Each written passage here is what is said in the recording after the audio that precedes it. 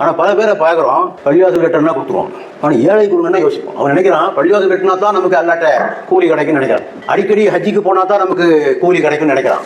இஸ்லாத்தில் ஒரு தடவை ஹஜ்ஜிக்கு போனால் போதுங்க, பல தடவை போகணும்னு அவசியமே கிடையாது. நபிகளாமே சொன்னாங்க, ஹஜ் மர்ரத்தன், ஹஜ் ஒரு முறை தான், அதான் கட்டாயம். அதுக்கு மேலே போதா உபரி, போகாமல் இருக்கலாம்.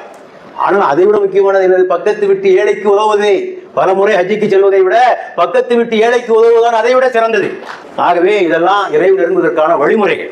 சமூகத்திற்கு என்ன நன்மை என்று பார்க்கிற போது அங்கு பொருளாதார இடைவெளி கொஞ்சம் குறைகிறது. பெரிய அளவிலே குறைய முடியாவிட்டாலும் ஓரளவுக்கு இடைவெளி குறைகிறது. இந்த கிளாஸ் வார் என்று சொல்லுகிறோமே, வர்க்க போராட்டம், அது குறைகிறது. அடிக்கடி சோறுல எழுதி போட்டிருப்பாங்க, வயிறு புடைத்தவன் தரமாட்டான், வயிறு வசித்தவன் விடமாட்டான். வயிறு புடைத்தவன் தரமாட்டான், வயிறு வசித்தவன் விடமாட்டான். ஆக பணக்காரர்களுக்கு ஏழைகளுக்கும் இடையே எப்போதும் ஒரு வெறுப்புணர்வு, பகைமை, பொறாமை எல்லாம் இருக்கும். நீங்க கொடுத்துட்டீங்கன்னு வைங்க, அதெல்லாம் மறைஞ்சுக்கிறதுக்கு வாய்ப்பு இருக்கிறது. ஆகவே இணக்கம் ஏற்படுவதற்கு வாய்ப்பு இருக்கிறது என்பதையும் இதன் மூலமாக நாம் தெரிந்து கொள்ளலாம்.